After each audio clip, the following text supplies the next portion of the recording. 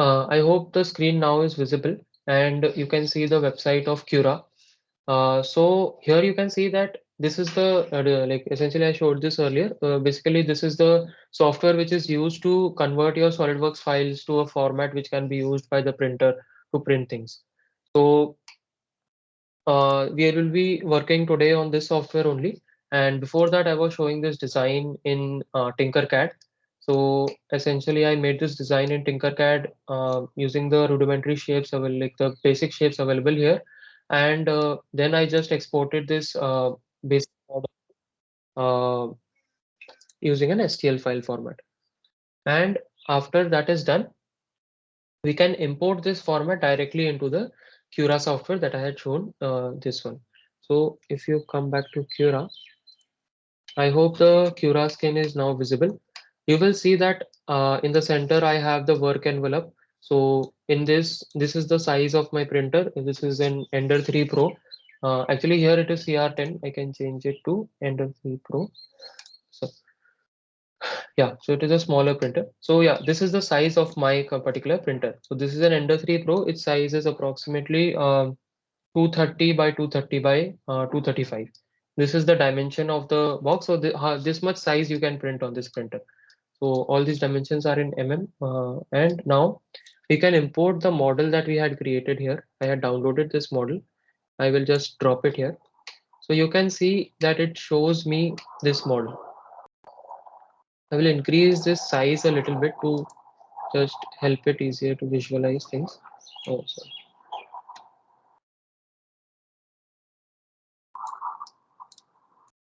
So let's say this is the model that we have. Now I was telling you about the different layers and everything. So we'll go back through all these options that we have in the left hand side, right hand side, sorry. So as to set up the quality for the prints that we have. So first of all, you will notice that there is a little bit color pattern that is being shown.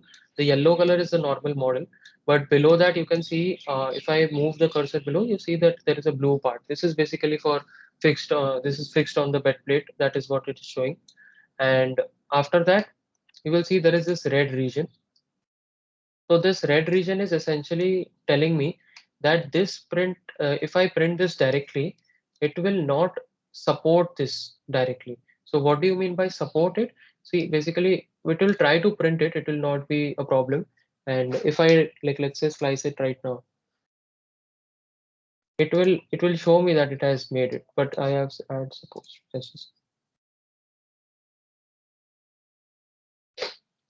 so if I print it, it will make the structure for me. It will make the structure.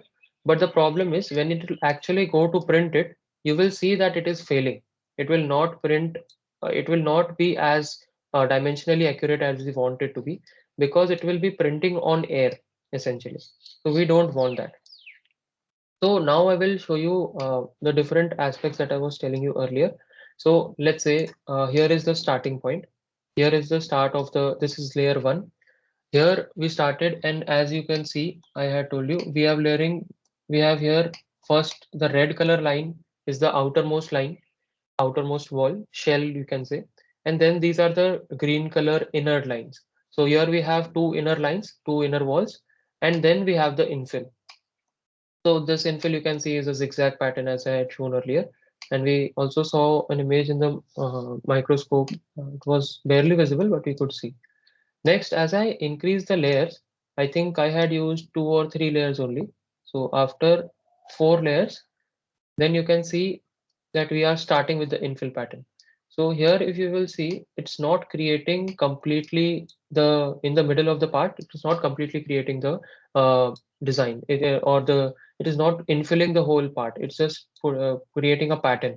So as to support the structure, but also give us like enough optimize weight reduction so as the material is cost is low. So I have set this density of how much things I want, how much thickness I want, everything is set by me. So if you will see, it will just grow like this, and you can see rest everything is all automatically changing. And if you see, there will be small certain white spot at this corner.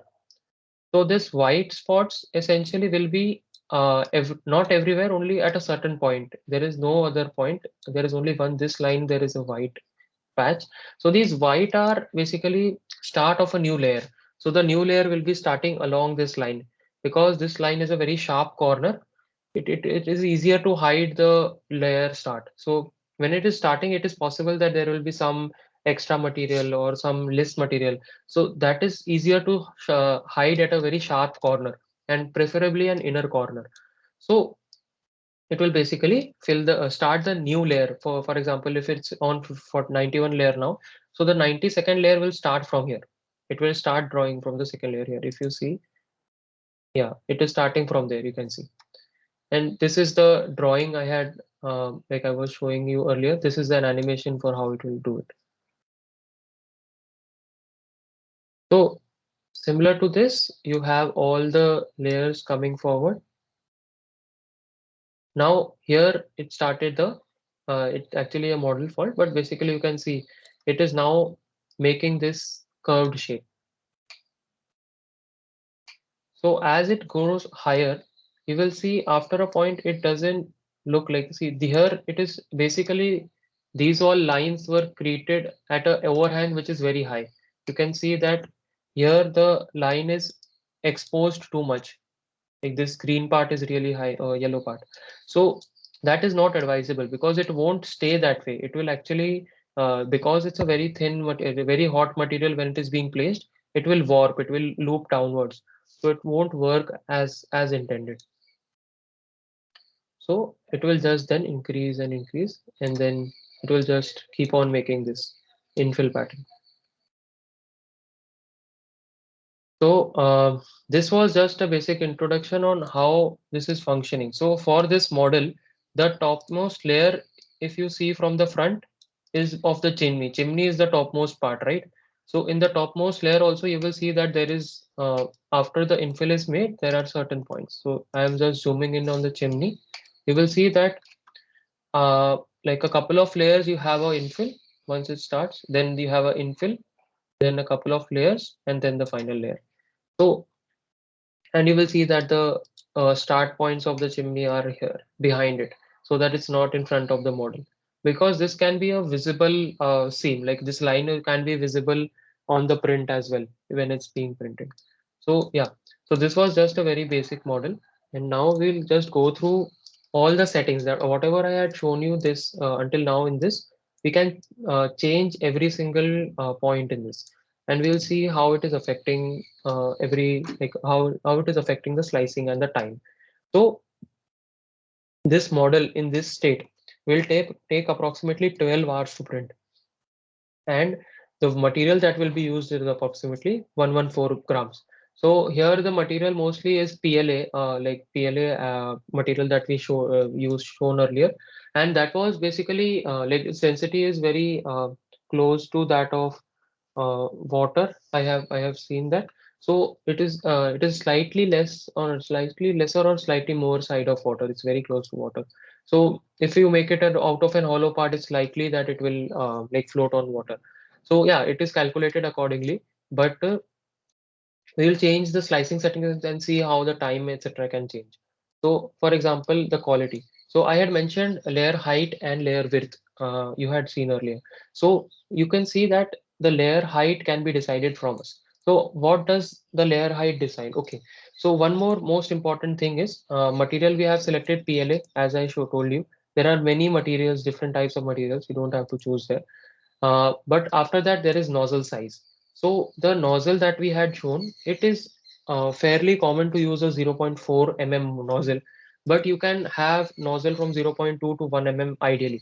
Like you can use 0.2 to 1 mm depending on the size of your model and the accuracy that you require in your prints, or the like finish that you require in your prints. So the most commonly the shipping, if you even buy a printer, it will ship to the 0.4 mm nozzle. This is the most common nozzle, and this 0.4 can decide. I hope it makes sense. I will go back to the presentation in just a second. I hope you can imagine how this diameter. This is the diameter that we had. This is 0.4. So you can imagine how this is important for deciding the layer height and the layer line width. So layer height is most probably it can go up to maximum of 0.4 and minimum of approximately around 40 or 30%. So you can have a maximum layer height of 0.4 and a minimum of 0.16. So this is just depending on the ratio. You shouldn't take the extreme values, but you can roam around in between these two. So in this, ideally, we normally take 0.2 mm as I told you. So this layer height depends on the nozzle width. So if you change the nozzle width, for example, if I change the nozzle width to let's say 0.6, so it will first ask me some changes. But apart from that, if you see, you can change this you can change this according to, if you have a 0.6 nozzle, you can change this to let's 0.4. It will not be an issue. But if I take a 0.4, it will prompt me to, it will see this is showing in a gray, in a very orange color. So this is not advisable. So even if I take let's say 0.5, it will not allow me because it's higher than the nozzle diameter. So it is not advisable to take exactly equal to the nozzle width. So here I will take 0.2 as it was earlierly as it was taken earlier. So this layer height determines how fast the print will be made. So if I think 0.38 is allowed, 0.28 is allowed, or 38 is allowed, 32 is allowed. Yes. 0.32 is a good level up to which you can take. So the same print which was taking 8 hours to print now takes only 8 hours. 12 earlier it was taking 12 hours. Now it's just taking 8 hours to print. Same model, same dimension. Just the layer height is higher. So this thickness is higher. So naturally earlier you could see that there were 500 layers. Now there are only 300 layers. So it will be a much faster process. So the volume flow rate of the nozzle and how much heat you are providing to the nozzle, all this becomes important when you increase the like line width and flow rate, etc. But for now we'll stick to 0.2, which is the standard. And this you can see why we have a initial layer height column. So for the initial layer height, because see, when you are placing the material on the bed, I will show you an image which will make you a lot clearer. It is possible that the first layer is not ideal. I just want to show you a image which will make things very clear. Yeah. So if you see this image, you will see that if the nozzle height is too far or too close, the the first layer can be different from what you expect. So if you have it just right, the thickness will be right. But if suppose the gap is larger, the first layer will be thicker. And if suppose the gap is smaller, the layer can be thinner and it can bulge outwards.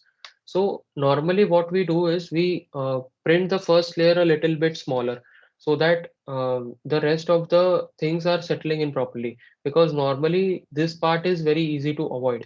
This is very visible, but this is very hard to avoid. It can be easier to go closer, very close, than to go too far. So, and if you are too far, the print also doesn't stick to the bed. So it is very easy to identify, but this is very difficult to identify. So इसीलिए in the first layer, it is also sometimes possible to change this initial layer. We can change it to let's say 0.18 or something similar to little bit less than 0.2 to essentially avoid that ridging that can happen. So this also will keep it to standard. And then comes the line width. This is normally equal to the nozzle diameter. I think if you observe, if I change to let's say 0.6, you will see that this automatically changes to 0.6. Line width automatically changes to 0.6. This actually makes sense if you see the diagram.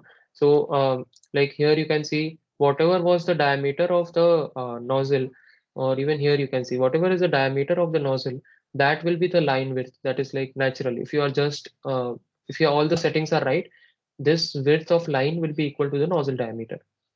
So that is the nozzle diameter. Similar to this, I will just skim through this a little bit faster now. I think it's quite repetitive after a point. So I will slice this for just viewing. So similarly, you have all the line widths. So line width of each and everything. So I said wall line width means the outermost wall. Outer and inner wall will have separate line width. So if, for example, the red one you wanted to a higher line width and the inner one a lower. So there are a lot of customizations. I will go through this much faster now. Now top or bottom line width. So as I had shown you in the top and bottom, you have a few layers where the infill is 100%. So at those layers, if you want to change the line width, you can change that. And we'll come to what scale and skirt and brim is in a later point. And initial line width again. So as there was an initial layer height, same way you can change the initial line width to essentially avoid deformations in the first layer.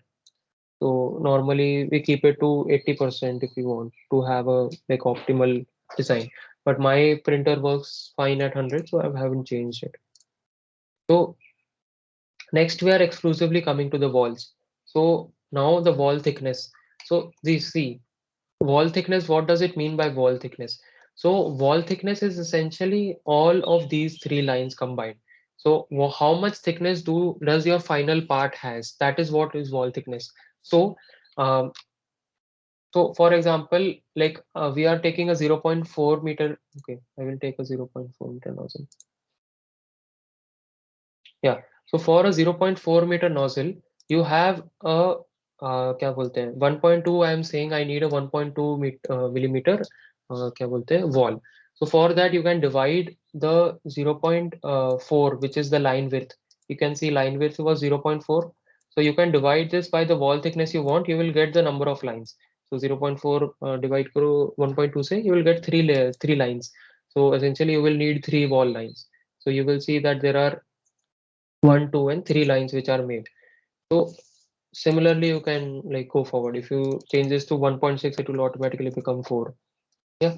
So why you can again change all the other things, our outer wall, inner wall distance. So optimize wall printing order. It will basically like it will basically try to move in a single loop as long as possible. So that is that. And these are some advanced settings. I don't want you to like, get overwhelmed by all this, but I will tell you what is important and what is like very important. Yeah. So Z seam alignment. So what I was showing you earlier in the white color, that is called Z seam. If I come back here, see. So now if you see the white color ka layer that was shown here, this is called Z seam. So because it is changing in the Z direction, the layer changes in the Z direction, this seam is developed. This line is called a seam, and you can change how this seam is created. So if you can see in this figure, in this like in this क्या बोलते हैं, option, you will see that there is a Z seam alignment, and you can change this to user specified, shortest, random, or sharpest corner. So if I select random, you will see one thing will happen, that the white points will be scattered all around the corners. So sometimes it's on the left, sometimes it's on the right, sometimes it's on the door. So it's not in one place. And this will do, it will make the print look not uniform. So when you will see this front now, you will see these blobs of material, because that is where the layer is changing. So normally it is avoided, but it can be used in some very organic or a very like non-uniform shape. You can use this to randomize the process. So I'll switch back to sharpest corner, and you can choose another options, hide seam. You want to expose it seam, or you want to do smart hiding. So similarly, there are multiple options. So this was in walls. Next, we go back to top and bottom. So like I told you about the top and bottom layers. So these are settings especially for that. So I have selected 0 top surface layers, and bottom layers I have selected to 5. Okay. And top surface skin layers I have 0. Top and bottom I have 0. I have 5. So what do I mean by top surface skin layers? These are just the layers on the top of the see, if I switch this to 1, you will understand what it means. Slice it again.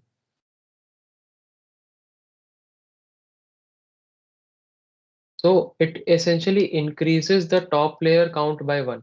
And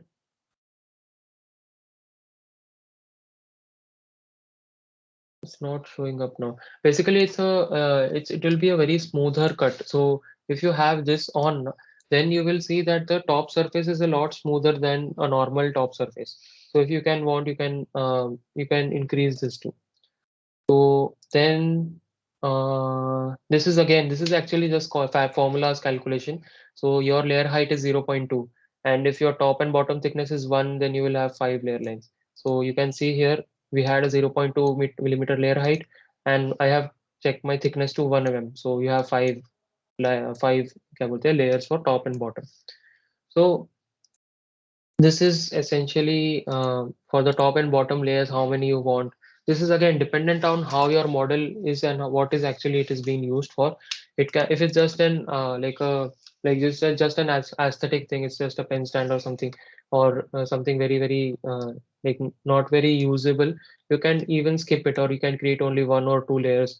Not skip it. You should actually have minimum of 2 or 1 layer, but above that you it's all up to your application how many are required. So if is there any other, yeah, so if you saw the top and bottom layer, you had lines as the pattern. These were the lines that were made, right? So you can change this as well. You can change this to myriad of options, concentric, zigzag, and like if you see, let's say concentric, you'll see just a concentric pattern on the center. So it's creating a concentric pattern. So this is a little bit much, like if you see the playback, you will see it is a little bit, change it to layer to 2.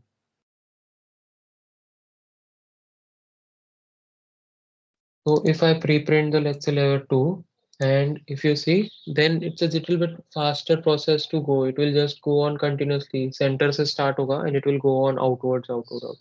So I don't know. Some people think that this can think, or it's not absolutely that much of a difference because it's only first 3 4 layers, but it does affect the time a little bit. Depending on your model, if it's a very flat bottom, you can take concentric. It will be a little bit faster. But yeah, so this is also a customization that you can do. And any other important option, I'm not sure. Something else is important. These are some end cases. These options, if you can see, skin removal, skin expand distance, enable ironing. Ironing is essentially, it will, okay, so what is ironing? In ironing, what it will do, it will, on the toppest layer, when everything has finished, let's say on the chimney, if the model is complete, now it will not extrude any material. The nozzle will be hot and only it will move the surface, it will move the nozzle on the top surface. So it will essentially iron the top surface. So it will be appear smoother, and it will be, the layer lines will be a lot less visible. So this is again an aesthetic part, but it is an important feature when you want the top surface to be smoother. So this is available only for the top surface because it can't access any other surface. So yeah, this is one of the features. And in the skin, and these are basically the surface level features, which are not very important when you're doing rapid prototyping, to be honest, because the major part is that form and function of your part should be important. The surface finish on your engineering parts are not really that much of an issue unless it is mating with some other assembly or something like that. Otherwise it's not usually a concern. So in top and bottom I would not suggest much more than this. And now we'll go to infill. So you saw that there was a pattern in this. This is the infill that we have. This is the orange colored, darker yellow lines are called the infill. So now current density is 5%. So I can just change it, let's say, to 50%. Now you will see that the time increases, the material increases, and even the density increases. This is 50%. So this is a lot denser. It is not recommended unless you are putting a lot of load on this component. And you can even do it zero. There is no issue. It will function like normal.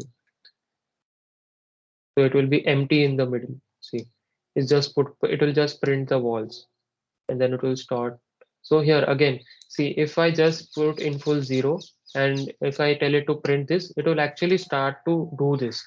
if you will see, it will actually start to print like this. It will start, and in layer 190, 200, it will start here. It will start printing this in free air. You'll be like, yes, and then it will go on printing in free air, which is actually not possible. See, it will start like this, which is not feasible because there is no support structure, etc., or there is no infill. But we have to decide that it's not a smart enough system to do it. We have to choose accordingly. So either you have to enable supports or do something about it. So yeah, so this is one of the this is a good point to show how supports are important. So yeah, infill density, you can keep it to 0 if you want to create a hollow object. Otherwise, you can create it to a minimal. I normally keep it to 5 to 3% for parts which do not require anything. Otherwise, 30% is the maximum that I do. Apart from 30%, like it doesn't provide that much, like the returns that you get after increasing the density is not very high when you are working with densities above 40%, because above 40 it's getting a lot of strength, and after that if you increase it's only material ka wastage, that's nothing else. So yeah, and now these are some interesting things, like you can get a lot of patterns in this. So one of the gyroid pattern is very famous. So this was a like a Q square pattern, I think, but you can also get a very interesting looking pattern. This is like a gyroid pattern inside the so if you see it will, so this pattern is very I don't know, it's very interesting to look at. Like it's very famous online, वगैरह. But it is also said to have a larger like strength optimization because of the curved surfaces. I'm not sure how true that is, but it does provide an interesting infill. So one more thing is possible if I can show you right now. If I, let's say, put the walls to 0, and if I try to slice it, what will it do? It will only print the outfill. So you can see this from the outside. This will what it will do. And this is actually feasible. So this will actually be created. Like it will start like this, then it will start and it will start creating the structure. So these are some interesting things which you can do, but this is not suggested for normally it is not suggested, but if you want to create something or if you want to show the infill, you can show it. So yeah. Uh, walls को मैंने 0 कर दिया. So walls was 1.2. Yeah. So now you can see this is taking like 12 hours again, and now the density is I think 5% only. Yeah. So you can increase this to, I would not suggest more than 30-40%, but depending on the application, you can check how you can change it. So I will show you a couple of more, I guess. Auto cubic. So cubic is another pattern. So these are just infill patterns you can change according to your need. And some of these actually reduce print times. Like if I see this is a little that took level like approx 12 hours this is taking 11 hours. So it also affects the time a little bit, but it's marginal. It's not very drastic. In infill, I don't think there is much. You can actually change certain things like how many lines you want to make. Let's say this, if you just see in this layer, it will create only one line. Like this is just a single line it is creating. Yeah. So it is just creating a single line on this layer. So you can have multiple lines as well. So that is done from the multiplier, I think. Infill line multiplier. So if you put it to and then you slice it again, so you will see that it will take double two lines. It will take a lot of time, but you will see that there are two lines here. See, one line and second line. So it will increase your strength of the material by drastic amount.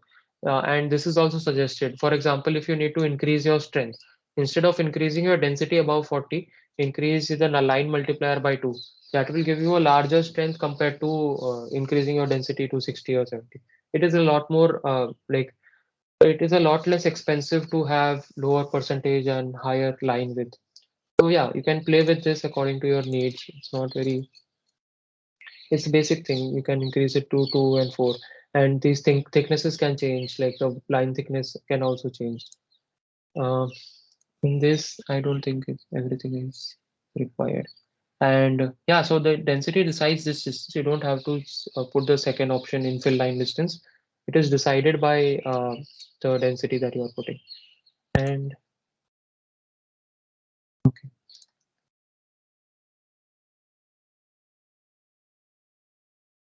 so I don't think like there are certain things which you can change, like infill Kilebi you can have support, or like these are actually very advanced things. I don't think you should be exposed to this right now. Like you can play with these are very, very, very vast options. But if you are just putting normal prints, infill density and infill pattern and the line multiplier are sufficient. Next, we'll go to the material. So normally, the most common material that we are using is PLA, as we know. So PLA ka normal temperature range is 190 to 215, 20 degrees Celsius.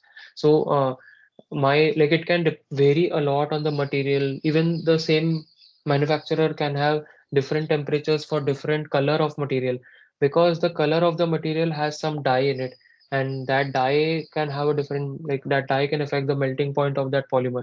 So this is very subjective. It can range between the specified thing. So you have to test it. That is all. That is also something we'll see how it is done. But see, basically, you can change it from, and you can test it from 195 to 210 and see which is working best for you. To see how it is working best, I will show you some calibration techniques later on in this session. So yeah, so now you can see mine is set to 195, and it is also said that the first layer of a 3D print is the most important layer of the print. Because this is when the like the foundation of the whole model is set. So for example, if the some of the part of the layer is not sticking well, then the whole model at the later stage can come off. Like if the model is not sticking, let's say half of it not sticking, it will work like right now, but after let's say 4 or 5 layers, it can happen that it nudges it and the whole model can move. So the first layer is very important for bed addition, and that is why we have certain options for changing in the first layer. So to make sure that the bed is, like the first layer is properly adhered to the bed plate, we can actually change initial temperature. Initial temperature is sufficiently, kabhi people keep it higher than normal, so as it is make sure that the melting pool is actually putting coming and like settling on the bed plate. So we can change the initial temperature. So how do you know what is the initial time, how much time? So initial layers हम लोग ने layers में define की थी. In the top and bottom, if you see, you have what is called initial bottom layers. So right now the initial bottom layers are set to 5. This can be between 0 to 5 because bottom layers we are decided are 5. So initial bottom layers, let's say we are keeping 3. So like out of the 5 layers, 3 are initial layers. So any option or any क्या बोलते हैं parameter which is changing for initial layers will change for the first 3 layers. I hope this is clear and not very like too much. So anything that you change wherever it is written initial, anything that you will change, it will change for the first 3 layers that is decided above. So if I do this 200, then the initial temperature for the first 3 layers will be 200. So that is something which you can do for ensuring that the print is adhering to the surface. And then final printing temperature is the final layers. Final layers में अगर तुमको temperature कम रखना है, that model is a little bit smaller on the top, like it is a bit thinner at the top. You can keep it as little less temperature. And other is the bed plate temperature. So the bed plate that you see here, which the bottom is, it is also heated. It can go from like depending on the manufacturer and the printer, it can go up to 110 or 120 degrees Celsius. But in my printer, it is advisable not to take it above 70 because the material of the bed plate is not very suitable. So yeah, it is not very advisable, but you can change the bed plate वगैरह, and that is a little bit again advanced things. So the bed plate that you saw, that can have a temperature. Normally it's kept at 50. It doesn't has to be very, it doesn't has to change much. So that you can keep on 50 itself, it will not be a problem. Correct. So then comes the flow. Now flow compensation is something a little bit advanced, and we will visit this later on when we are seeing the calibration of the printer. But for now, I think it is better to avoid it. So basically, it is a software compensation for the flow. How much pressure you have to put so that this much material is coming out. So this is what is defined by flow. So right now it's 100%. You can increase it to above 100 or below 100, etc. We'll see how what it means later on. So now you can see in temperature or material, you have the material temperature, material initial temperature, and basically build plate temperature and build plate initial temperature. These are the four parameters. Basically temperature of the material and the bed plate in the initial and normal conditions. These are the four important parameters. You might have to change this depending on the material that you are using. So next comes to speed. Now speed again is really very subjective to the kind of printer and the print that you are doing. If this is a very normal print, you can increase the speed to 55 millimeter per second. It will not be an issue. It will improve the time. See, anytime you increase the speed, it is natural that the print time will reduce. So you can see that this has gone down to 9 hours 26 minutes. So it will affect the time. But again, your printer has some physical limitation. It will cause at higher speed, it can cause vibrations, it can cause some other issues. So it is advisable to keep it below, like in Creality machines, you can keep it up to 60 at max, but 60 is not very advisable for like very delicate or very intricate prints because it will cause vibrations and it can cause a very क्या बोलते हैं uneven surfaces to be created. So yeah, I normally create it to 45. It's not like it's not a very big deal to have a print like it take an hour more, so it's okay. And apart from that, yeah, so this is the print speed. So 45-minute print speed is essentially like when you are printing it. So when you are actually extruding material, when you are putting the material, and sometimes you just have to travel, right, without any material, like when you change the layer or when you go from one place to another without any material extrusion, you are just traveling. That is called travel speed. That is very much higher than the extrusion speed. It's like 150 millimeter per second. That can be, again, this is very important on the frame and the gantry that you're using. So if you have a stiffer frame and if you have larger motors, then you can go a lot faster in the travel speed. But travel speed is essentially just wastage travel. You are not printing anything in it. You can go as fast as you can without disturbing the like print quality. So this is improved drastically in some of the higher like printers and advanced printers. You will have a higher print speeds there. So yeah, then what you have, inner and outer wall speed are separate. You know what inner and outer walls are, so their speeds can be different. So it is advisable that you have a higher wall speed for basically inner wall, but outer wall के लिए तुम थोड़ा slow रखो. So if you have a slower outer wall, then the finish of the wall is nicer. So you can see that my outer wall speed is 22.5 and my inner wall speed is 50. So it will take a very fast inner pass. Then when it is doing the boundary, it will slow down and carefully make the last boundary. So that is something which you can calculate and do.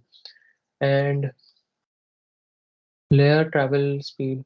So these are initial speed. Again, initial layer speed and initial travel speed. So initial parameters which you saw for the bottom layer, bottom three layers, that is again reduced to a later amount, like it is 20 instead of 45, because you want to ensure that the material is sticking and everything is okay in the first few layers. Because this is like the basic or foundation for the top structure. No? You want to ensure that this is adhering to each other and the bread surface properly. And Z-hop speed. So Z-hop is essentially once the layer is completed, you have to change 0.2 liter layer height, millimeter layer height. So once you are, let's say, done with layer 378, you will go to 379. And that hop that you do in Z, that is Z-hop. And it is actually, you are lifting the whole gantry. I had shown you what gantry is. So you are lifting this whole gantry, this whole hot end and the whole extruder setup. So you have to, and this is done via the lead screw that you were shown here. So this is lifting the whole gantry up. So you have a very little speed here. and you are not going a larger distance as well. You are just moving 0.2 millimeter. So it's okay to have 5 millimeter per second speed. So yeah, that will this 0.2 layer hop will take approximately 0. How much 0.1 second or something little like that it will take. So it is okay, or 1 second, I don't know.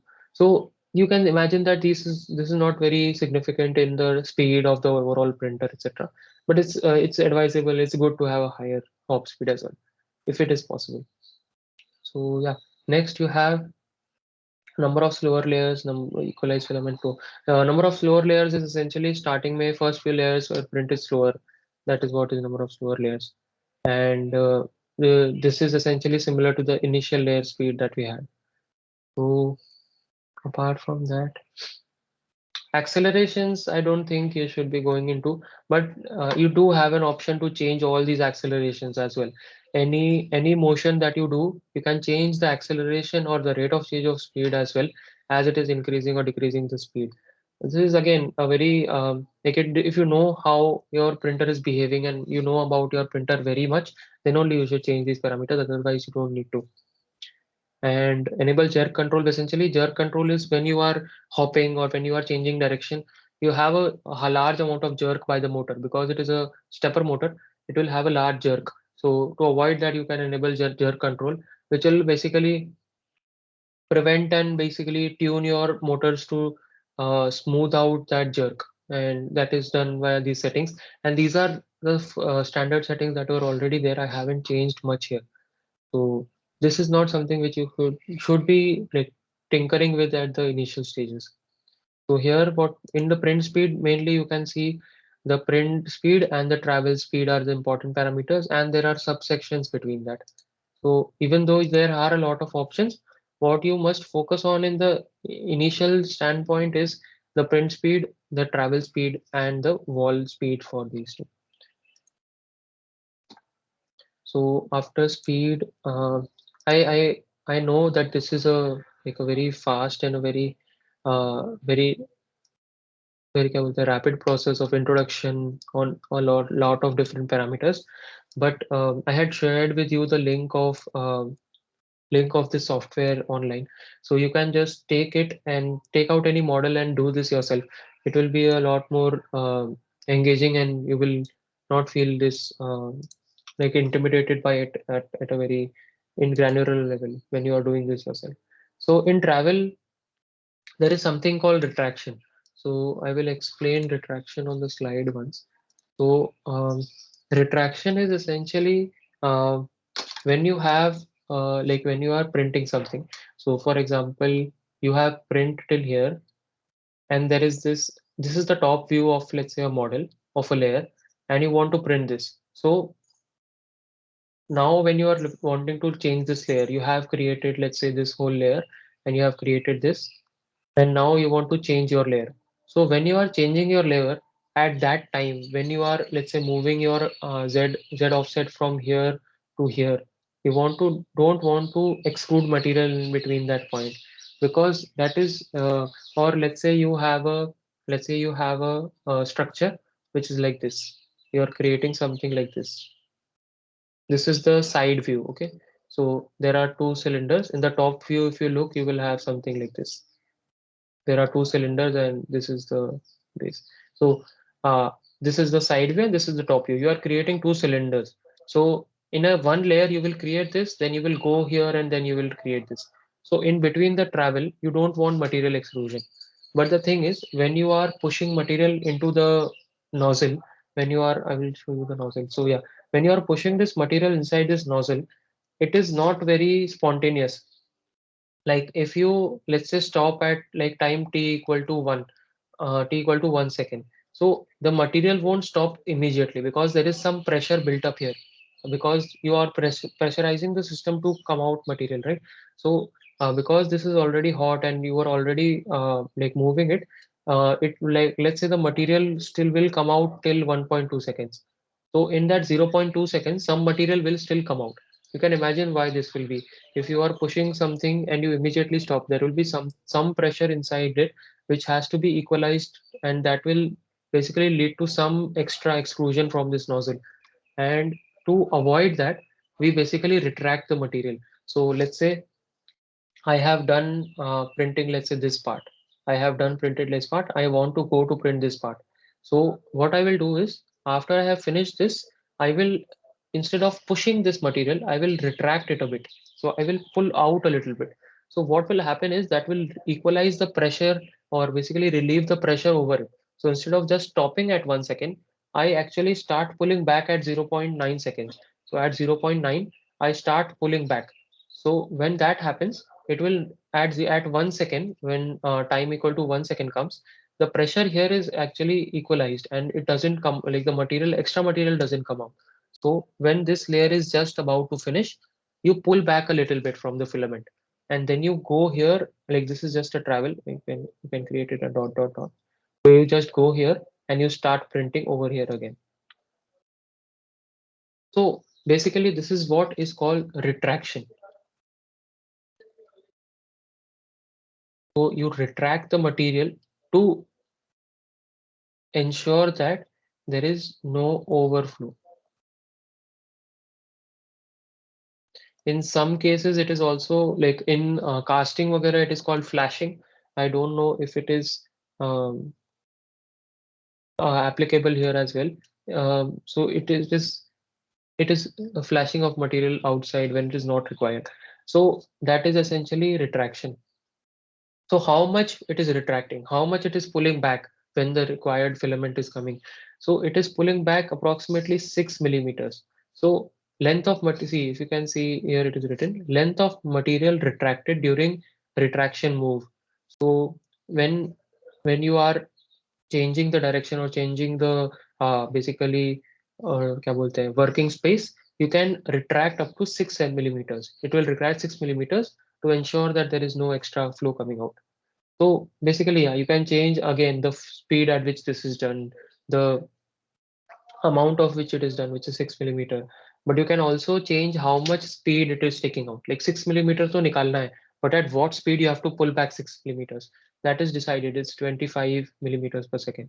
So this is not again. This is very empirical. You have to do this and you have to understand how your printer is working. Then you can come and change this recording according to you.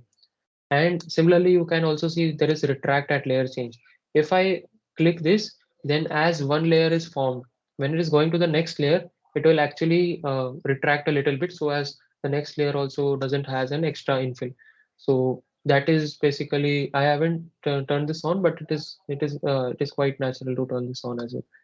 So so yeah, there are further advanced option in this, but I think these three and like these first five options are the most important here. And after that, if there is anything important, I'll tell you. Yeah, so again, when you are Z hopping, you can react it. So Z hop, again, there is another kind of Z hop. So for example, as I was showing, if you are, let's say, creating this part you have to create. So for example, you printed at layer number, you are at this layer. So this is, let's say, layer number 50. So at layer 50, you printed this part. There is the bottom part. So you printed this part and now you are supposed to go here. So it might happen that you have to retrieve the part higher a little bit. So what you will do, once you have printed here, your nozzle will hop up a little bit. So basically when you are having this nozzle here, what it will do once it is going this before traveling to this direction, it will go up one layer height. So it will move up 0.2 layer height, and when it comes here, it will come down and start working again. I hope this makes sense. This is just to avoid any collision or anything if it happens so during the travel. So this is called Z hop for basically in print layer hop. So when you are doing this, it is to ensure that the rest of the print are very basically safe when we are traveling, because this travel speed is very high. As we saw, this travel speed will be around 150 millimeters per second. So if any a little bit like a little bit push to this or a little bit push to any other component can shift the material or change things, so that is not advisable or required. So that is why we do a Z hop. So during that Z hop also, you can retract material a little bit, which is what is shown here. Z hop when retracted. So Basically what it is saying is you will do whenever you are retracting, you will do a Z hop. That is what I shown here. When you are retracting or going to this direction, or whenever you are changing this, you can do a small Z hop, which is of layer height 0.2. So again, this is a very advanced thing, and normally if you are creating a very simplistic model, it doesn't require this many things, but it is a very powerful option to have when you are creating something which does have an option, which does require this option. So next is cooling. Again, so if you will see in this model, I will just show you this slide. Yeah, so if you see here, I am not sure if it's visible. See, this is actually, this part is made of metal, this part is made of metal, this black portion that I'm showing. But this part here, this part is actually made of plastic, and it is actually a fan duct. This is actually a fan. If you see in the front part, if you see a front image, yeah. So you can see that in this side, this is a fan that is visible, right? This is a small fan, turbo fan that is visible. This is actually cooling the nozzle. It has a duct here, and basically it pushes the air in this direction. I'll just change the color once. So it has a duct here, and it just pushes the air in this direction. So once the part is coming out, like once the basically the duct is shaped like this. So once the material has been deposited, we want it to cool as soon as possible.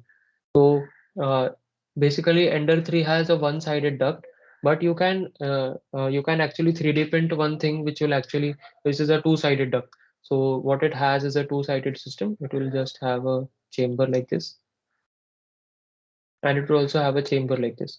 So that is a better cooling method. So this was just an I guess tangential point, but basically what I meant is you are cooling the material as it is coming out. You heat it here in the heater block because you want to melt it and basically deposit it on the layer. But as it is depositing, you clearly want it to solidify as soon as possible. Okay, so that is done now. So that hall has a lot of option. So fan speed kitna hona chahiye, then what is the regular fan speed and the maximum fan speed, blah blah. So you have a lot of options here, but majorly what we do is कि initially fan को बंद करके रखते हैं. When the first layer is working, you want it to melt and form a very good bond with the surface.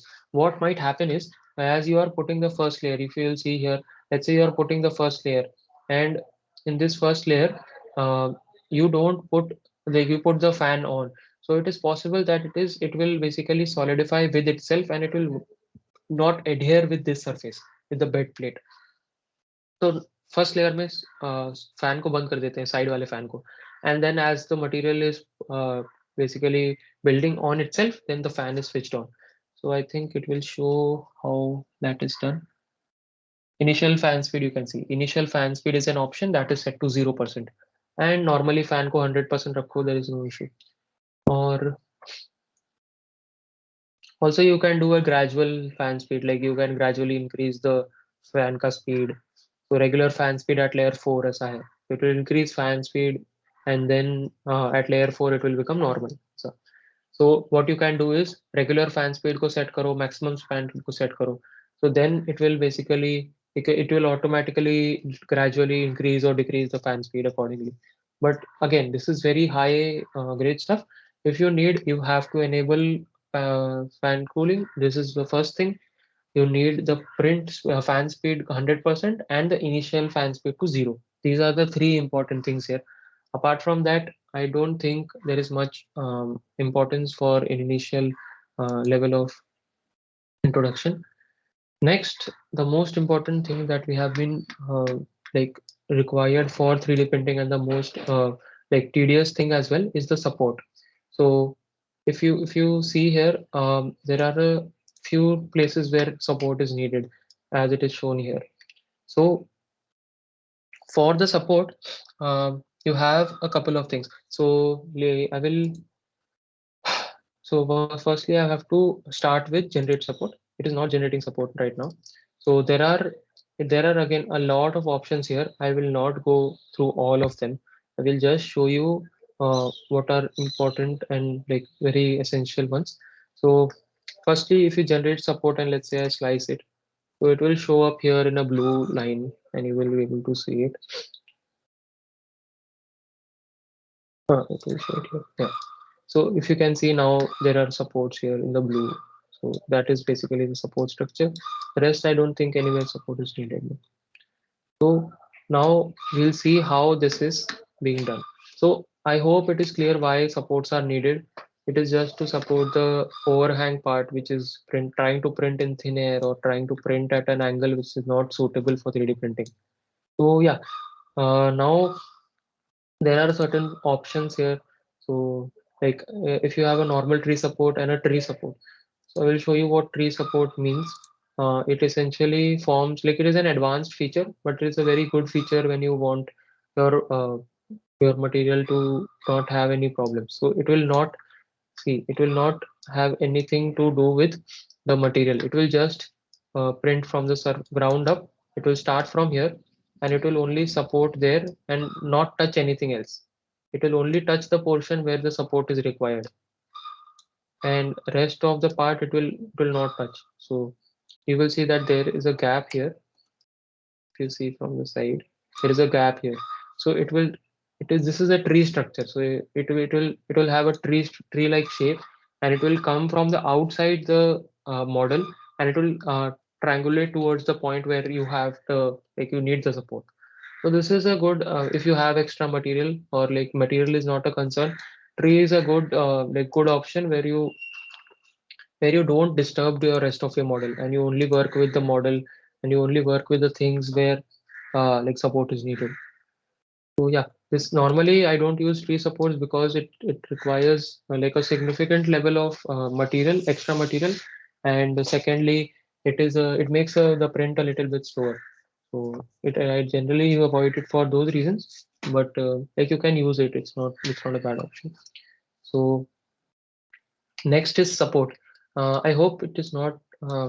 It is actually a lot of options for a beginner to like see all this, but like all this is like very like essential to like determine that your print is not failing.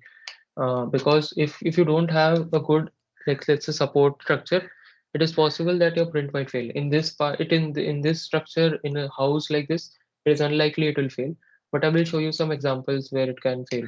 Uh, but so you will see support placement. You can have a system where it is touching everywhere or just the bed plate. So when you touch just the bed plate, it will not support these things. I will show you. It will not support the circle, I think. Yeah, the circle is not supported. So it will only initiate the support from where it is initiating from the bed plate. If the support is not initiating from the bed plate, it won't print it. So for example, if in this model, if you have like in the top circle also you needed support, but the support is not starting from the bed plate, right? So it will not print it in itself. So it is also required that some places where you don't require these small holes are there all around your part, and you don't actually require that much support there. So you can just turn this option on and it will not like put support where there is no bed plate touchment. There is no blade plate touching the support.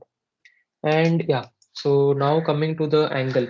So this is the overhang draft angle after which the support is starting. So right now you can see the angle is 50 degrees. So I hope this is like clear. What is this like? What does this overhang mean? I will just show you the diagram here. So here, yeah. So here you can see like if I want to print, let's say like this, and then next I'm going like this. So like this is the second layer, this is the third layer. I'm going on sliding sideways. So the problem with this is this the overhang part, this heart that is overhanging. It is dependent on the angle. So let's say if I create this angle. So this is the angle this is creating, right? Yeah. So if this angle, this angle is above a certain limit, it is possible that it will not be able to make it. So let's say this angle is 80 degrees. 80 degrees is a lot, like let's say like this, like let's say 70 degrees. So if it's 70 degrees, it will be something like this. So it will be printing overhangs at a very rapid pace. This is the first layer, and if I go to the second layer, so this is the first layer, let's say, and the second layer will have a large overhang. So this part which is exposed will actually droop off. It will not print. So this, what I mean is, let's say this is the angle, and you have a steeper angle. So the layer height is fixed. So you can't, like if you have a same layer height and you want to create a larger distance, this exposed part will keep on increasing as you increase the angle. So this part is larger here compared to this part. This is called overhang. As you can imagine, it is like a cantilever thing. This is the first layer and this is the second layer. So as this distance increases, it will not be able to support itself, right? So this is what the angle threshold is. So normally in CAD files or in normal PLA 3D printing, this angle is kept about to 45 degrees. So if the angle is above 45, you go for a support structure because you can't let that overhang basically go on itself. So you need a support from below. But if it's, let's say, 45 is very ideal because it makes a 45-degree angle. Actually, it can go till 50, 55. I normally work with 50, but 45 is ideal. So in 45, you don't have a lot of overhang. Only this much part is going outside. So that is why it's taking. And this is also empirical. There is some theoretical proof also, but mostly it is empirical. You will see how the material property is changing, how much cooling that you have. It depends a lot on the cooling as well. So if you have a very high cooling outside, so it is possible that you make a bridge and it will support itself. So it is possible that this part can be as long as it can be. This depends on the cooling. So if cooling is very good and the material is hardening very fast, so it is possible to create a large overhang. So the angle will increase, the threshold angle will increase to, let's say, 60 degree. But in PLA normally we work with 50. So basically this is what support overhang angle is. So if you see, like if I increase this to, let's say, 75 degree and again slice it, you will see that the support structure portion is like should actually decrease. If you see here, this has become narrower. I hope it makes sense. Why does it happen? Because I decrease the threshold at which the support is starting to 75. So if I like reduce this to 30, it will be drastic and it will create a very thick support. So see, now if you will see, you will have a very thick support. Why is that? Because this angle, which is this is making with the vertical, it is actually after 30, it is applying support. So that is the main ordeal. And yeah, so this is the major part in support, the angle and the like normal everywhere, etc. And again, there are certain things you can change the support patterns like you did for the infill, but normally I prefer zigzag or lines. That is what I prefer. There is again large of number of detailing which you can do, but I won't go in right now. And support wall count. Support wall line count, I normally keep it to one. This material you already have to throw away. I don't think it makes sense to put a large amount of like wall thickness here. So normal wall count is one. And connect zigzag supports. Yeah, so like basically it will connect the zigzag supports. If you uncheck this and do it, it will just create a zigzag. I will show you.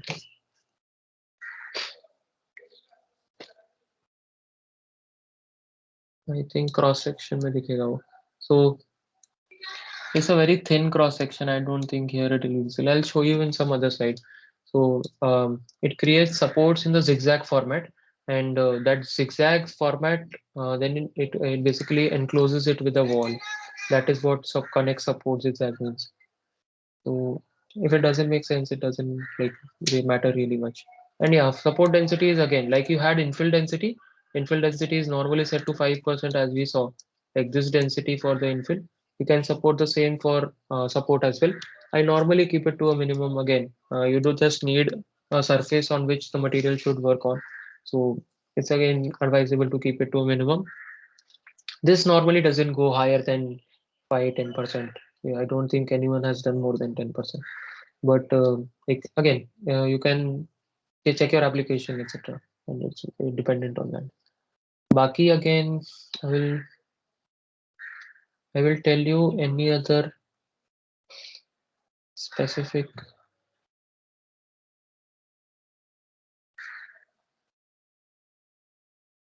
Okay, so I don't know if it will make sense. Okay, so I will just tell you what interface is, support interface. So it is a very simple thing. So let's say you have an overhang. Let's say you want to print this part.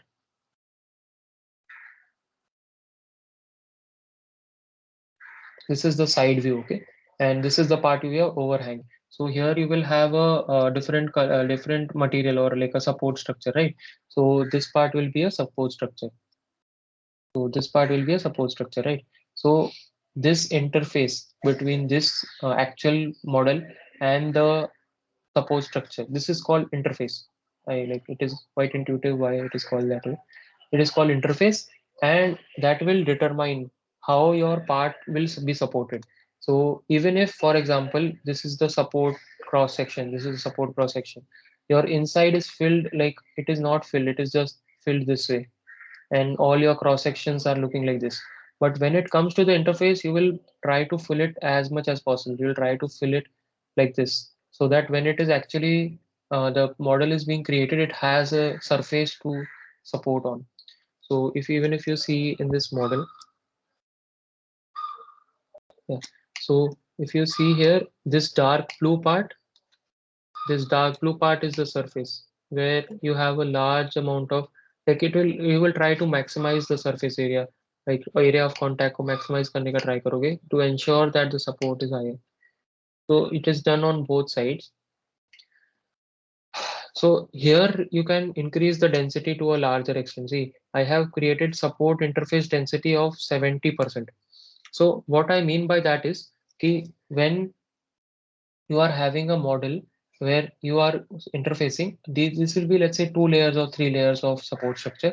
So these 3 layers, you increase the interface density to like 70%. So instead of 5% earlier, you put a 70% infill so that you have a larger surface to basically land the actual model layers on.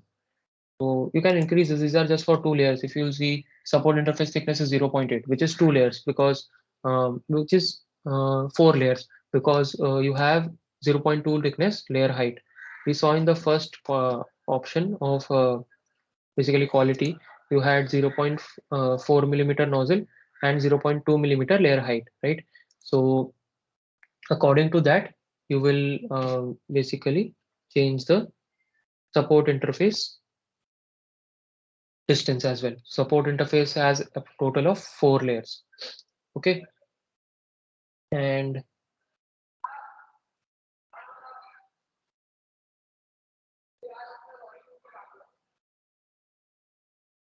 I don't think any test things are very like they are important, but if you read through them, I don't think there will be much of a problem.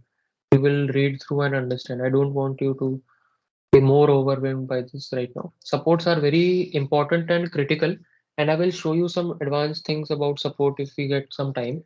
Uh, but build plate addition, will go to build plate addition now. Support will stop for now. Okay. So build plate addition has 2-3 types. I will firstly turn off supports for now because slicing time is less compared to that. And now we'll go to bed addition, build plate addition. So for build plate addition, essentially, as I said, first layer is very important for the whole model. So you have a particular type of methods to ensure that the first layer is sticking to the bed plate. So for doing that, one is doing nothing. So one is option is doing nothing and it will not do nothing. One is doing the skirt. Skirt is to ensure that the build plate volume where the actual model is being printed is clean and your material is flowing as normally as you expected. So I will show you what skirt is. So this no, sorry, light blue line that you see here, this is the skirt. It has three lines, and that is because I have skirt line count of three. So this is essentially to check the nozzle flow is working properly and to just check if this is sticking to the surface. This is just a rudimentary thing. If you don't want to have anything else, you just put a basically a skirt. This just ensures that the whole bed plate is working properly. So this is not actually helping in addition, to be honest. Then we come to brim. So in brim, what happens is it will create a layer till the support. See, so what it will do. Normally your printout is normally your bed is adhering like this way, but from the outside it will print some extra layers and it will just print it in the first two layers or one layer, and then after that it will not print it. Instead of the skirt, after the skirt it will keep on filling concentrically till the layer is starting. So this is not required for this big of a print. When you print very small things, let's say like you print a pencil. For printing a pencil on the top, like a very vertical chimney, let's say you are printing. For then you need a brim because as it is making the structure, it is possible that it will topple or it will fall off. So then you need a brim, but normally you don't need a brim. In a large amounts of structure, you don't need a brim. So build plate addition is essentially required for parts which have a smaller starting cross section. Here you see that the starting cross section is very fairly large. It can support itself. But there are some prints where the starting cross section is really tiny. For example, you are creating a sphere. So in a sphere, even if you have support material, then to the starting point is really small. You have a very small circle. So you need brim or you need, let's say, another option, which is raft. So in a raft, what it does, it instead of it will create a few layers in itself. I will show you. So if you see, starting के दो layer, yeah, starting के 2-3 layers are made out of this. Like starting के 2 layers are just made so that it can be removed, and then on that you actually print the material. So if you see in layer 0 and 1, it is printing a very dense. It is a very like sparse thing. It is not dense at all. So first two layers will be like this. Second layer will also be like this. Second layer will be cross. It will create a cross, but it will also be a very it will not be dense. Then after two layers, it will actually start printing. See, after 1, 2, 3, 4, then the fifth layer, it actually starts the first layer of the model. So this is done when you need actually very large, very small parts which need actually a support structure beneath it. This is also one of the options that you can do. And I will not go into these details of how you can change the options for the raft and etc. These are the four type of bed editions that you have. One is not doing nothing. Normally you do skirt, and when you have very small cross sectionals, you can either do raft or you can do brim. Okay, so this is the build plate edition. I will not go into any of the other modes. These are very like this will become too much for now. And if you want, you can have one mode. So if, for example, you have a very large amount of parts, let's say I reduce this in size and I create duplicates of this. Let's say I create 5 of these. Okay, these 5 models I want to print. So it is possible to print all of these one at a time. Like what will happen is instead of printing like all these layers at once, what it will do, it will go back and it will print one single part, then it will print. Like if I slice this now, you will see what it will do. It will take 3 hours pehle to, but it will do all the parts at once. So now if I go to experimental modes, I think special modes, there is this one option where you can print one part at once. All at once ko hata ke, you can do one at a time. So if I slice this now,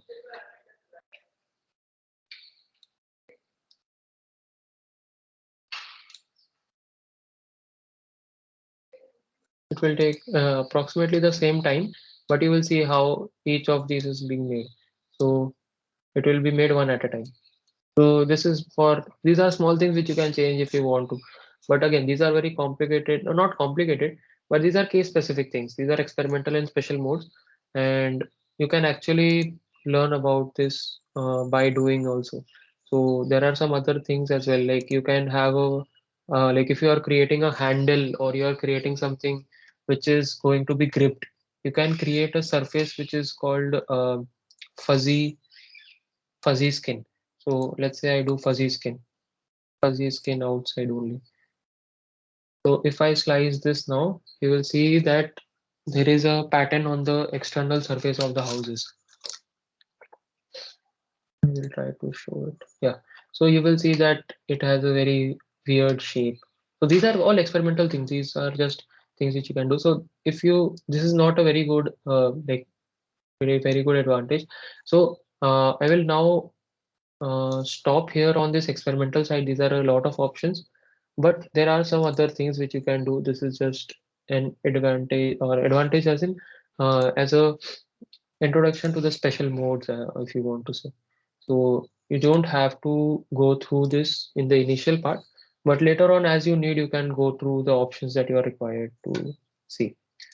So yeah, this is, I'm not going in much detail about the options, and I will just show you a little, like I will show you just a little other things now. Like for example, I can show you, so I have shown you a lot of options now. Like these are all the options, and there are a ton more options in this.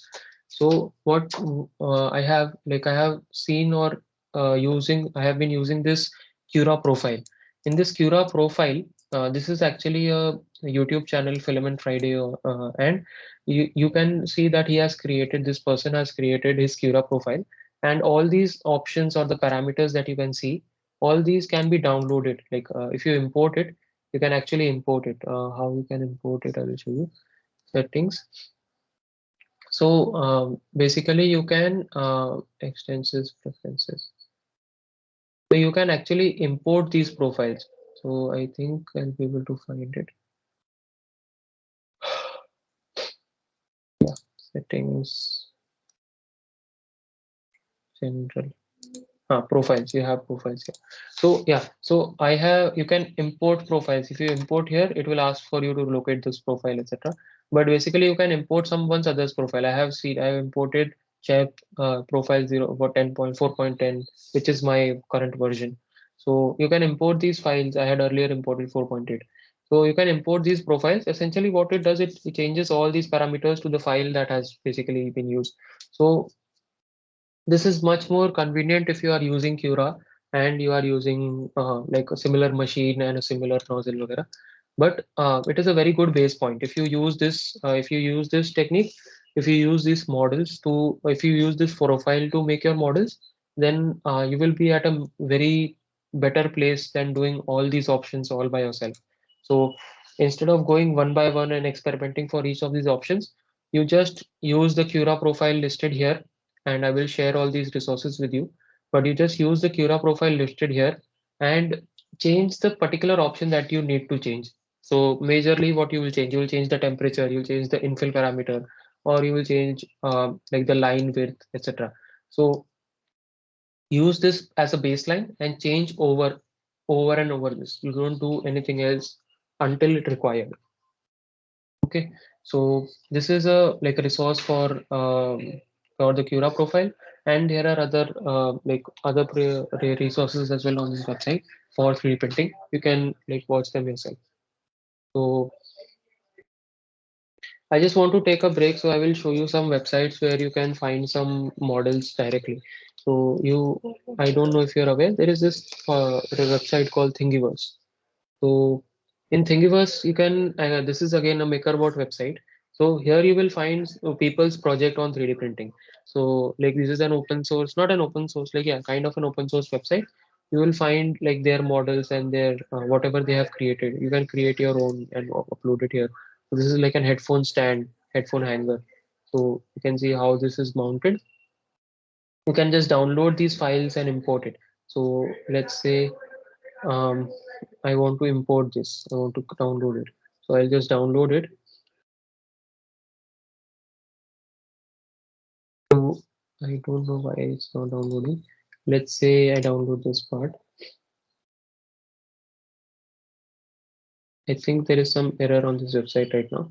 But basically you can download these files directly. If I search for Benchy, let's see.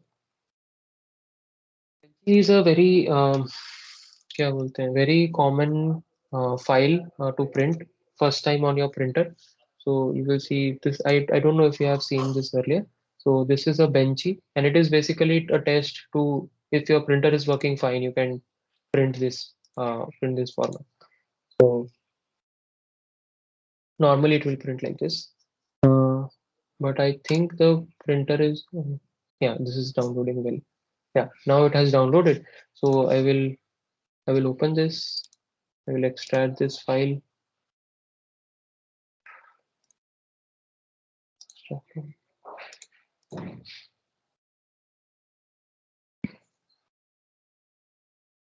So let's say I want to open this STL in your solid Cura profile. So I'll come here.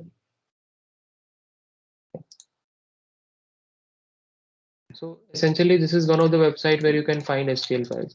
So you will see that this is showing it can't support this, but it is a torture test. It is a test for your printer. So you don't actually use support in this model. So you directly slice it without support and check how your printer is performing. So if this is printing perfectly, then your printer is actually in a very good shape. I think fuzzy mode is on.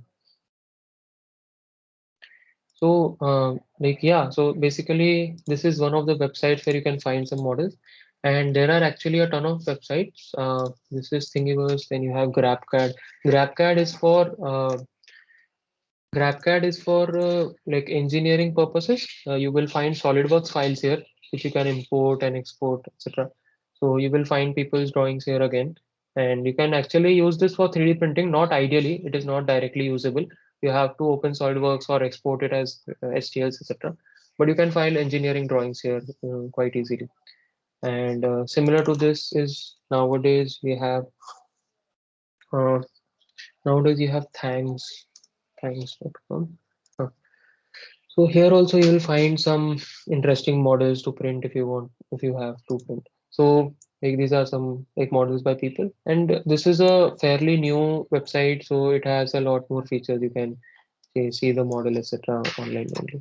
So these are some websites I will definitely share with you some resources where you will have all the website links, and you can see. So this is like a accumulator. If you search something here, it will show you from all the websites. So like if I search Benchy, it will show me from all the websites available. So it will show from Thingiverse, it will show from someplace else. So mostly it shows this currently is showing from Thingiverse, but it can show from a lot of places. So I know a couple of more which might be Maker, क्या बोलते हैं? My Mini Factory, yeah, My Mini Factory. So My Mini Factory is one of these places, which is a good place to start with drawings. So here you can actually, if you are good enough, you can sell your own drawings. So here, see here, this person is selling this birdhouse for this file that you saw, which you can download from Thingiverse for free. This model will cost you $3.50. So you can sell your drawings here as well. So if you are good enough and if you can create drawings, you can actually just earn a little bit by selling these drawings here. So these are some resources where you can get started with 3D printing without even designing things for your own. To just check if your printer is working fine, or if you just don't want to go for designing, and just check for basically like have a model which do not require to design yourself. So this is a clearance tester, for example. So here you can see that all these uh, all these parts are actually movable, and the clearance between these is defined. So this is 0.3. Here you have a 0.3 clearance, and similarly. So if you print this and you check that, you see that 0.5 mm clearance will move normally. 0.4 also will move normally. but 0.3 mm is getting stuck because it is printing in such a way that 0.3 millimeter clearance is not providing enough. It is actually getting bonded. So you have to test these things and see how it is functioning. So yeah, these are some of the websites. I will share the links of all these to you. So this is just another thing that you can do. And I showed you FreeCAD. See, now in the last part, I will actually in 5 to 10 minutes, I will just tell you about what this website is.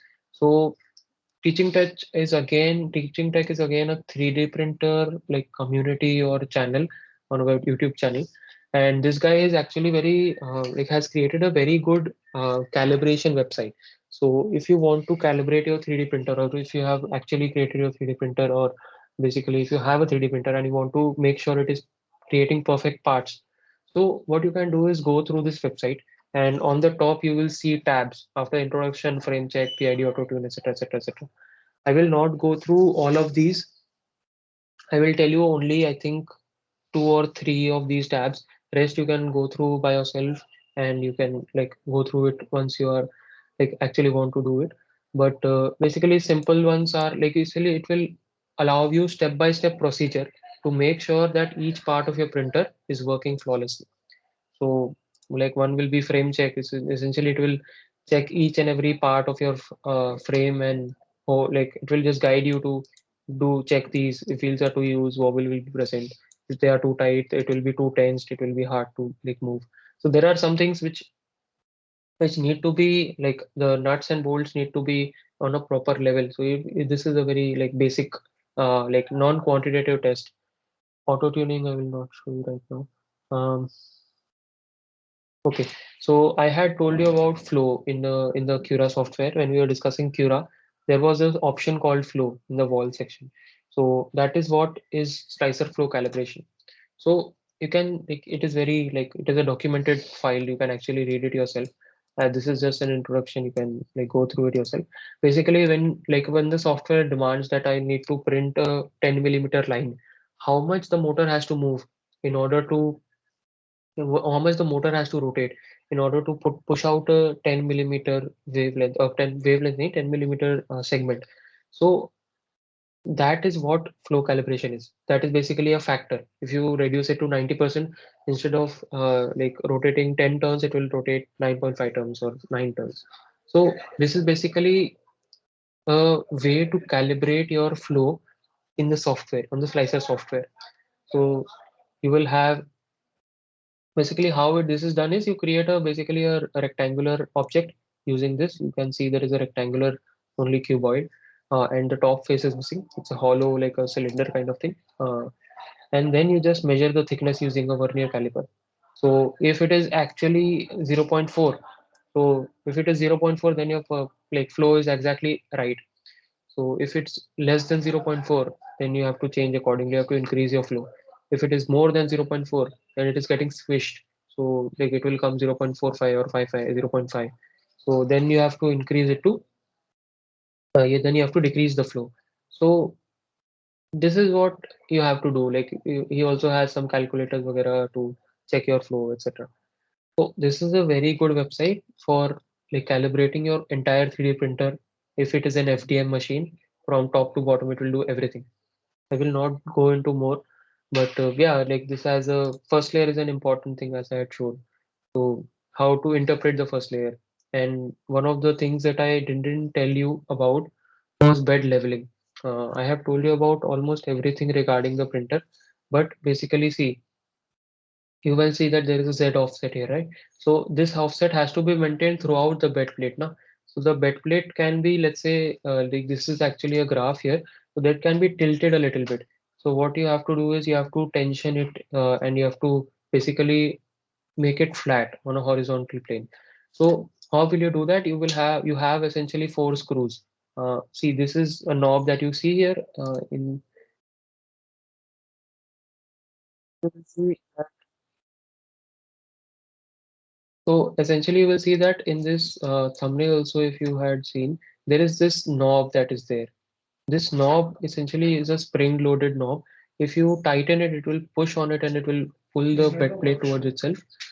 And after that, it will not work. So you have to basically use all the four corner knobs to make sure that the bed level is horizontal. If this is ensured, then the print will first layer will be flawless and you will have very surely a very good first layer. And to check that each point on the bed is actually like basically having a very good bed adhesion. So you will have like this is a test print that it will do. It will just print a couple of layers on each of the corners and the center. So if let's say this is a corner and this is coming off, so this is actually very low. So it will not stick to the bed surface very well. So you will identify that here this corner has a problem or the center has a problem. So you have a lot of options here. Again, I will not like go into the detail of how it is done. Once you have the printer, then it makes a lot more sense to do all this. But uh, these all things has to be calibrated on the printer. It is very subjective. It is case by case basis, and it's mostly empirical. You have a eye estimation and tools to use it. So this is how it will actually look. If it's too far, it will look like this. If it's just right, it will keep touching and there will be a flat surface. But if it's too close, you will see it is touching, but it's creating what is called ridges. Ridges essentially the surface will not be smooth. It will have a texture to it. If that is there, then it is actually pushing too much towards the surface. So you have to check and see how it is working. So I I think this is a lot of information for you guys to capture. And see, there are some other things which I can show you. This is something which you can do yourself. There is a like there I'll just show you as one small thing, and after that, if you have any questions, I will address them. So, for example, I'm coming back to like Cura. I will close everything else. So, coming back to Cura, like let's say I have this model and I want that the below part, the below portion has a higher infill density. As you saw, if I slice this without any support and everything else, it will basically slice it normally and it will have a 5% infill as I had mentioned. But it is possible to have a gradual infill. So this see here, it will have a 5% infill and then it creates the model, etc. Bus. This is what it is making. So let's say that I want to have a infill different in this portion, in the starting portion. So what will I do? Let's say till in the initial this much part, I want a higher infill. I want higher strength in the base, and then I want a lower infill. So that can also be done. So to do that, this again, if it doesn't follow, it's okay. You can learn on it, learn afterwards. But basically, I will create a structure around it. So I went here. This is a support blocker, right? So I will just touch here, and now I will try to resize this. So I am just creating a virtual object. This object is not real. It is not actually this object is not actually like in place. So this is not a real thing. It is just an envelope. Okay. So you can see. So let's say till here. Okay. And it actually keeps on moving. So let's say we give a direction z equal to 0 and x you put at 45.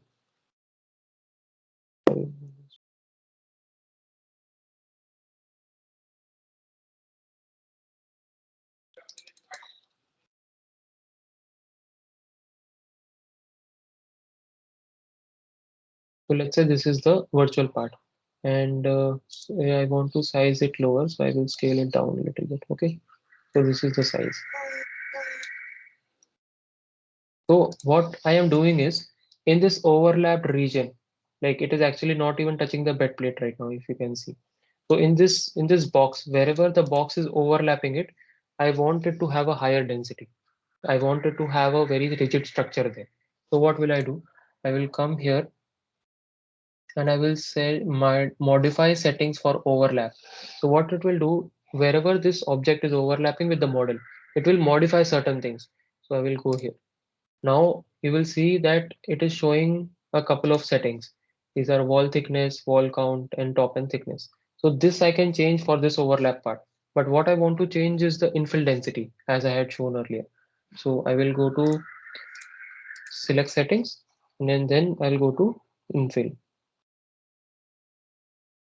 So in infill, I'll click infill density and close. So you can see I have an infill density of 5. I will actually remove everything else. I just want to change the infill density to 50 instead of 5. All right, or let's say 40. So now this is what this block is doing. Wherever the model interacts with this block or overlaps or intersects, it will have a support density of 40.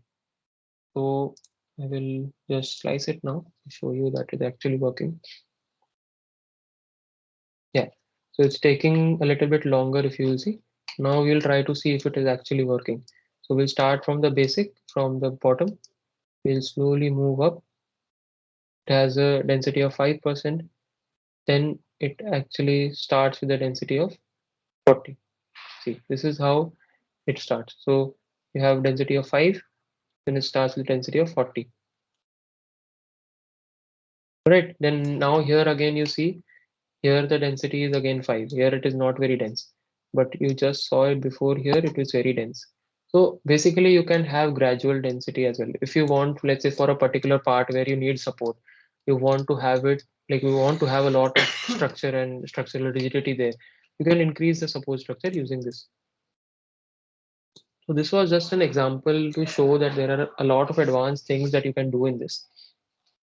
And I just like wanted to show you this, that this is possible, and you can play around with this and how you can actually create some interesting models with this. This is also possible.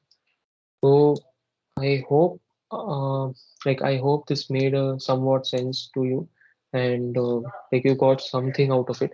And I will share with you all the resources that I had shown in this current like session onto a onto a document or at least a slide, so that you can go through these all by yourself. And now, yeah, I'll stop presenting and ask you if you have any questions.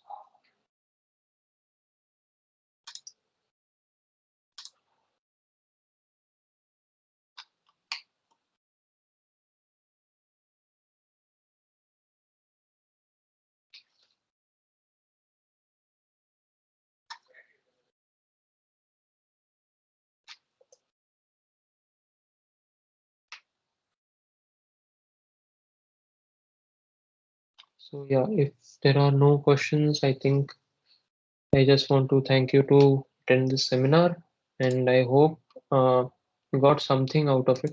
There was a lot of information being thrown at you all at once. But if if you can see that if you got anything out of it, you can write it down, or if you can, if you know that this can be improved by anything further, if you want it to be slow or faster, you can tell me now, so that I can improve like my teaching capabilities as well. Apart from that, you can contact me on my email or on Teams here as well if you need any help regarding this particular section of 3D printing, etc. And apart from that, yeah, I think we are done for now. But if you guys want to say something, or if you want to have some queries, then I can stay. Otherwise, I think I'd like to sign off, and thank you guys for listening.